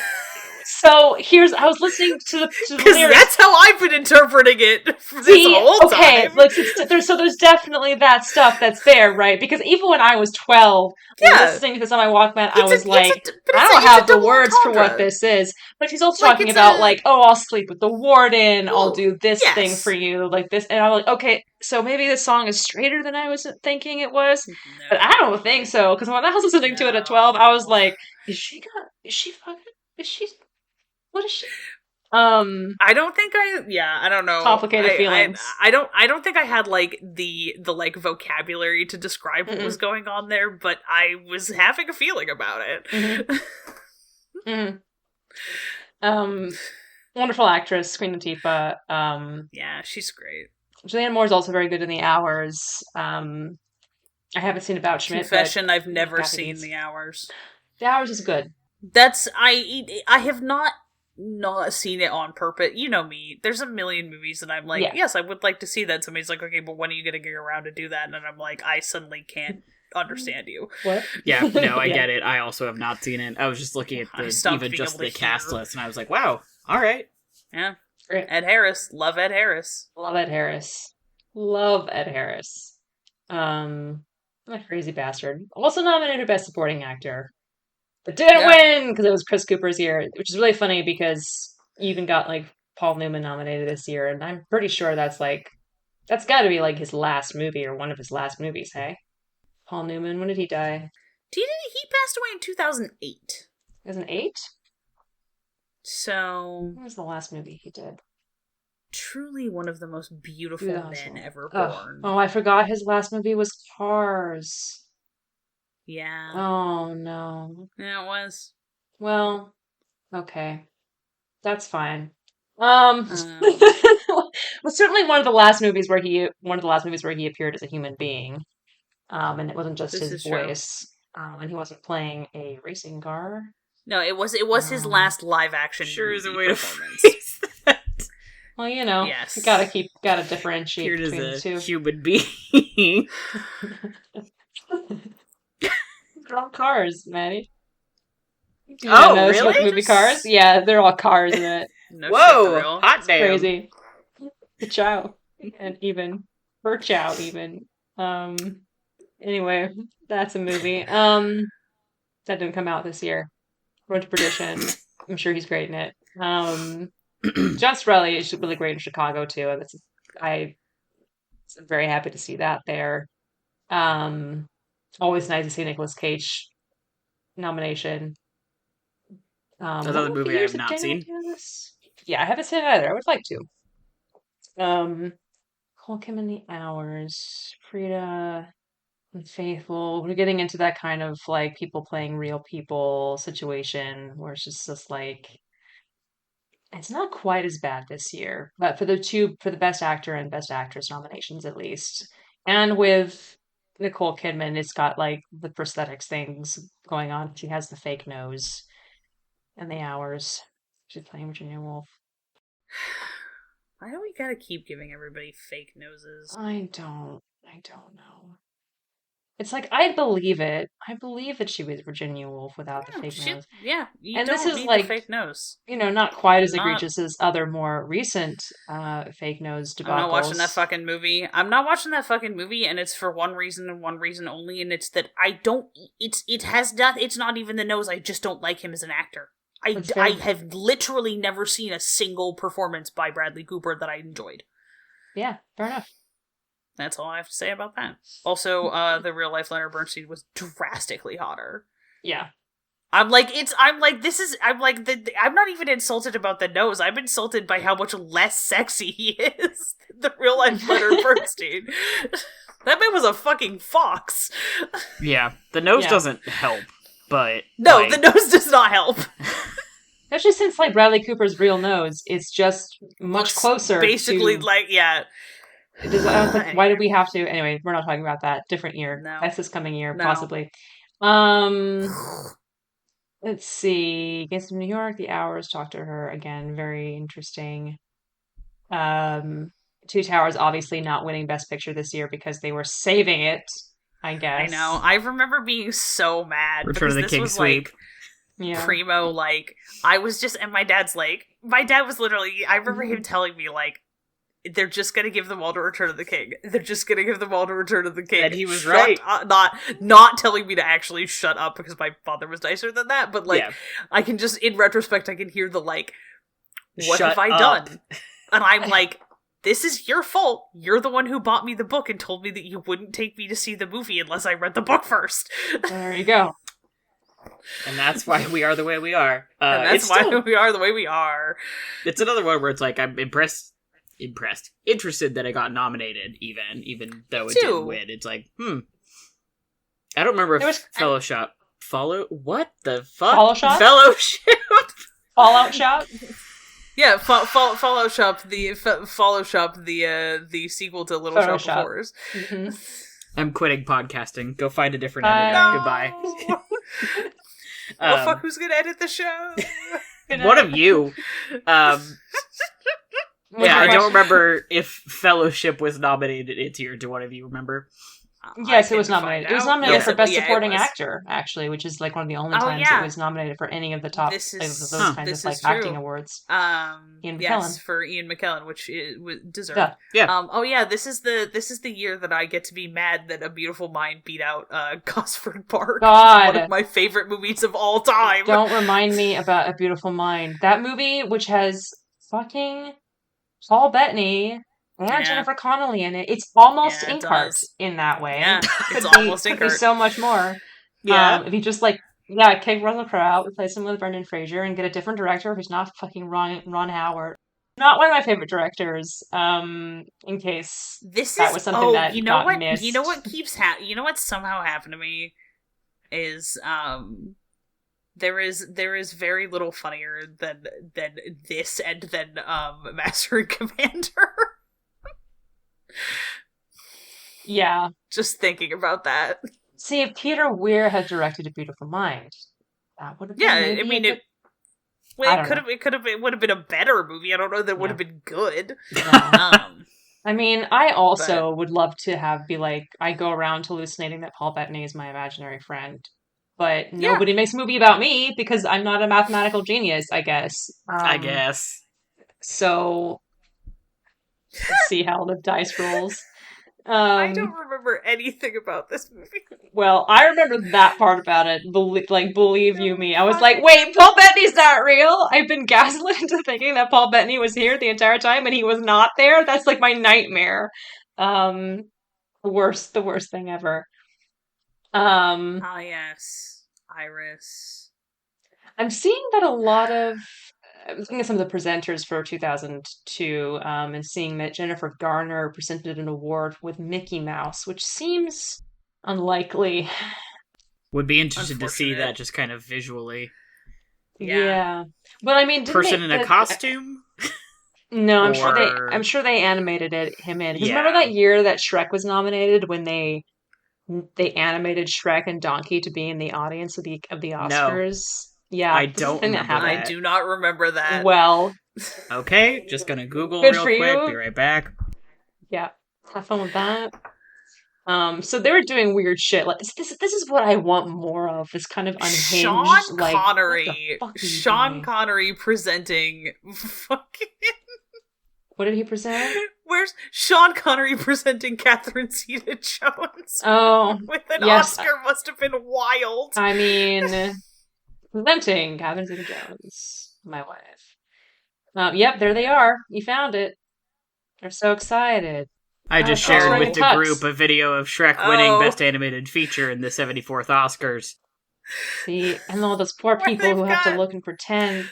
And we see all kinds of things. There's a lot going on here. We'll post that. We should post this on the Twitter. The website formerly known as Twitter. I'm going to keep calling it Twitter. Yeah, we'll see. We'll post it in the IB Discord. Yeah, post it. Come join the IB Discord.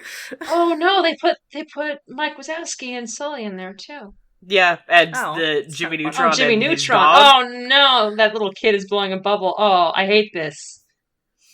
I hate the art style of Jimmy Neutron so much. I'm so sorry. It wigs me out. I like how they make Shrek cross his fingers. And Nathan Lane is just standing there like, I hate everything about this. Oh, he gives Donkey a little noogie. Nathan Lane.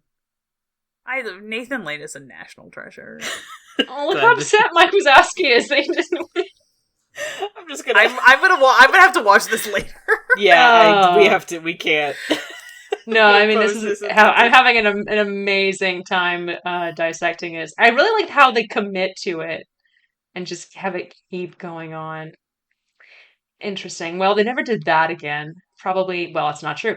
Clearly, Jennifer Garner was presenting an award with Mickey Mouse, so that's something. I see that Kirk Douglas and Michael Douglas presented the award for Best Picture, which means that this is one of those years where they brought Kirk Douglas out and he was like super old and they were like, here's the oldest guy in Hollywood. They kept doing it, and he kept getting older. Stop doing this to him. And they kept doing it, and I'm just like... he's not my favorite guy, in terms of the shady shit he's done, but at a certain point, you're kind of like, is this not elder abuse?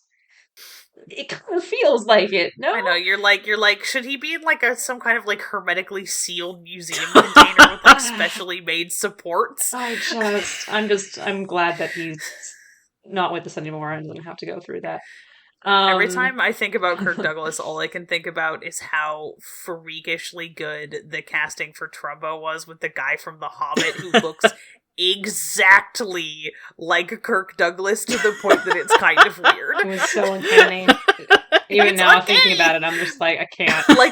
Clearly the makeup is very good there, but his impression is also extremely good. Yeah. I wonder what Dino Gorman's doing these days. Hopefully enjoying his massive amounts of money. Yeah, ideally. Probably going around and just doing Kirk Douglas or whatever. Yeah. Maybe they'll bring him to the Oscars one year. God. Olivia, and this is also the same year that Olivia de Havilland presented the Oscar Family Album segment. Another classic Hollywood actress that lived to be very old. Yeah. Damn. Denzel Washington. I see Dustin Hoffman. This is unrelated, but on the subject of the Hobbit movies, I'm really mad because I keep thinking, what if I rewatch the Hobbit movies and it has nothing to do with anything other than how hot Hugo Weaving is? You can just look up gifs of him. I'm just gonna have to go look. I'm just gonna have to do that at some point. We've seen the difficulty of this because, as I mentioned earlier, when somebody has a craving for a very specific weird-looking character actor, and you try and go on the Tumblr tags about it, and you're like, "Show me Patty Considine," and they're like, "You don't want to see gifs of him from Hot Fuzz when you're with his other weird-looking crush that you have, Rafe Spall. You want to see pictures of him when he's fucking disgusting looking in House of the Dragon," and I'm like, "No, I don't want to see that. No, get that out of my sight." I'm recommending finding short videos on YouTube or something. Yeah, we That's need more we need a specific shit. The Tumblr tags are shit. I feel like we need there's the general Tumblr tag, but then for our weird looking character actor crushes, there needs to be the so and so thirst tag to differentiate. Yeah. What there needs to be is two things. Three things, but two things. There needs to be a Hugo Weaving fan cam. Yeah, and there needs to be Patty Considine fan cam. What's the third thing? Well, the third thing I was going to be we would also need then a Rafe Spall fan cam because I wouldn't want him to feel left out. Primarily the two. And we would also need a fourth one that was specifically just Hugo Weaving in Lord of the Rings and Hobbit movies fan cam. Yeah. I feel like I'm not the person to make that happen, but he looks so good with long hair. Whoever the person is who made the Barry. The other thing is that, as everyone knows, I have been up to my actual eyeballs in the Silmarillion fandom for a year and a half now, and it just means that I cry whenever I think about Elrond. I thought of you a lot while watching Fellowship with my friends. I was like, do I mention this part about the Eagles? I started getting into like because Mallory, my friend Mallory, who has never read, just like, not only has she not seen the movies, is just like knows nothing about like knows very little about the world, and was asking questions about stuff, and I was like, how deep do I get into this? Because it was like asking about Galadriel, and I was like, and they're like asking me like what her deal was, and I was like, okay, and I was like, she's very scary. I'm like, okay, yes, but you have to remember that she's seen some shit, you know. And I was about to I was like, I haven't even read Sim, and I was about to get into it. But unfortunately, you've all had to listen to me about it so much. Tell me what she's been through. One time we took a drive for like 3 hours, and you explained the Silmarillion to me. I know this lore. Positive. Like, I'm excited. I, know it. Oh, yeah, no. Yeah, positive. Which is why when I watched this movie and the scene where the Eagles rescued Gandalf from the tower, I was, thinking about, oh my god, the feelings that Ezra has about the Eagles in the Sim, and I just, I can't say anything.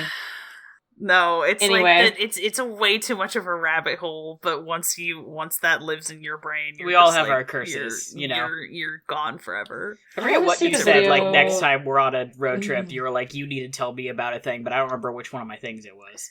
It might have been Resident Evil. I was gonna say, was it Resident Evil? It may have been Resident Evil. Because I want to watch just the fucking animated ones with Matt Mercer. Oh, right, that's what it was. So, I guess I have to explain the lore. I love Matt Mercer. Okay, so we're not gonna do this now, though. Anyway, Colin Farrell presented. He was the introducer of the performance of Best Original Song nominee, "The Hands That Built America." Cool. I'm sure he looked great. I'm sure he looked great doing it. I feel like he had some dubious haircuts in the early 2000s, but so did everyone else. Yeah, but he looked very clean cut in Minority Report. So unless he was already filming Alexander, or I guess a phone booth would have been the next thing he did after this. If he didn't do that before. Wow, you really have a encyclopedic knowledge of. I of course you do. What am I even saying? Not quite encyclopedic, so then I would know which came first for sure. But I know at least around this time. You have a much more in-depth knowledge than I do. Let's go with that. But I know this is also the period of time when he was sporting the bad boy long hair with the single gay earring, out and about and everything. And so that was the thing that he was doing. We've been talking about this for almost 2 hours. Holy shit. Yeah. I mean, that's... Well, we've been yelling at each other for almost 2 hours. Welcome to the show. Not necessarily about this. At least some of it has, of course, been about the topic at hand. Yeah, I was going to say, the thing is... not been. Brendan Fraser presented the Best Picture segment for Two Towers, which I think is nice. Huh. I'm just going through the last... I think that's it. I think that's all the presenters I'm excited about. Oh, yes! I do remember Michael Moore's speech after winning for Bowling for Columbine. Oh, uh-oh. Because he was... Yes, because the Oscars aired 3 days after the fucking declaration for the Iraq War. I had forgotten about that because it was a long time ago. I remember that being a big stink. Yeah, but I mean... Which... Good for him. Yeah. I do like the joke that Steve Martin made afterwards, too, which is written here as the Teamsters are helping Michael Moore into the trunk of his limo, which is... kind of good, kind of a good bird, but also really funny. But is very funny. Yeah. You know why this was so freaking, part of the reason it was so good was because Steve Martin hosted it. You know what they should do? They should capitalize on the success of Only Murders in the Building, and they should just be like, it's throwback hours. We're getting Steve Martin and Martin Short to host the fucking Oscars. Fucking bring even Selena Gomez if you want to. I don't care. Just honestly, do the thing. The 3 of them would be super cute. Yeah, they're obviously Steve Martin, Martin Short are obviously in love with each other, and they need to be allowed to do whatever they want on stage for 3 hours, just for a little bit. Yeah, we can even reenact their song from Prince of Egypt. I don't give a fuck. Nobody will get it. Me, my 5 friends, but it'll be great. Plenty of people will get it. Are you kidding me? Well, you think about us, and you think about the normie audiences who watch the Oscars who don't remember Prince of Egypt, though. I was talking to somebody about Prince of Egypt the other, an adult, and they were like, "What are you talking about?" And I was like, "Yeah, I know. It's really sad. I don't remember. I think might that have movie... might have been my dad, actually, and I was like, Papa, what are you Papa? talking about? I think, yeah. Well, you have an exchange to make now, because you can watch Falcon and the Winter Soldier and then make him watch Prince of Egypt, if it is in fact him. I don't remember if it was... Yeah, I'd have to... Figure out how to invite your dad to Doesn't Passover matter. again. That's so funny, because my dad was the one who was like, I found this movie for you. Don't bring it to class, because some people might get mad. And I was like, why would they get mad? And he's like, because it has religious themes. And I was like, what's religion? And he was like, don't. Oh, no. Uh-oh. Uh-oh. I think it was actually my stepdad, now that I'm reflecting upon it further. okay. So, different Fair. dad. Okay. Yes. Maddie's like, hey Maddie, why did they let you have so many dads? Because you're just that cool. Why did they let me have Just that many that cool. parents? Yeah. Yeah. Is that true? Doesn't matter. This is not important who I was talking to about Prince of Egypt, but anyway. Anyway. We gotta move on. We gotta go home. We have to move on. We have to end. I have to go to sleep. Steve Martin and Martin Short should host the Oscars together. Agreed. Yeah, you're welcome, the Academy of Arts and whatever the fuck. If there even is going to be an Oscars this coming March, if they've reached an agreement by then, which hopefully they have reached an agreement by then. Yeah. And they can, Yeah. And it's a good one. And it's a good one in favor of the actors and writers. Yep. Yeah. Solidarity with the that is a threat. Striking. Yeah, that is a threat, not a hope, not a suggestion. That is a threat. Yeah. Yeah. Do right or get wrecked. Or get fucked. Is my message. Well, that was nice. Fun to do Sneople again after we skipped another episode Yeah, because our lives are messy. And they next time, hopefully, we won't spend half of the podcast talking about what Helena's seen, because maybe it'll be like it's time between episodes. Yeah, but like We didn't spend half of the episode. We spent a third of the episode. Oh, well, that's much better, actually. Never mind. Forget but it. Also, I'm like, less than that, you actually. saw things that I'm interested in. Yeah. Like, Helena, Oh, good. we Okay. do this podcast together because we're all interested in each other's opinions on Yeah. shit. That's true. That's Like, if I didn't want to listen to you talk about movies you've seen, we wouldn't be doing this podcast. That's why we do what we see, because we do whole episodes about it. Like, This is true. This is true. Z and I have not been watching anything recently, so somebody's got to do the work. Yeah. It's true. I was doing it for you. Exactly. Yeah. That's why we wanted to talk about it. So. Oh my god, ow. Sorry, I keep yawning so Z hard is it drops yawning- my jaw. Yeah, and startling myself. I'm fine. No, I think that is the signal to maybe end the episode. Yes. Some of us got to eat and some of us got to sleep. And with that... And do both. Yeah. Or do both, yeah. Mm-hmm. Thanks for hanging out with us here on Sneople at the Movies from the Infinity Break Network. Check out infinitybreak.net for more awesome content, and come hit us up on Twitter. But definitely shoot us an email at sneopleatthemovies@gmail.com. You could also go to the Infinity Break Discord. Maybe we should change that. Yeah. We're gonna rewrite the whole bastard one of these days, guys. Don't worry. We should do that for next episode. Yeah, for 100th episode. Oh, yeah, no, we definitely should. Rescoot it, yeah. But the truth, these are still true facts, is that our amazing music was done by Johnny Ronaldo. You can find at Johnny Ronaldo on Twitter. I'll ask Johnny if he wants me to link something else. And our super snazzy logo was designed by Bethany Luthold. You can check her out at bethanyluthold.wixsite.com. If you got a subject you want to hear us talk about, a movie you think we absolutely need to see, or a good opening joke to share, come say hello. Also, if you can, please leave a review on iTunes and share the show with any friends who you think would enjoy it. Any way you can spread the news helps us so much, and we would really appreciate it. As always, thanks for listening, and we'll see you at the movies. Bye!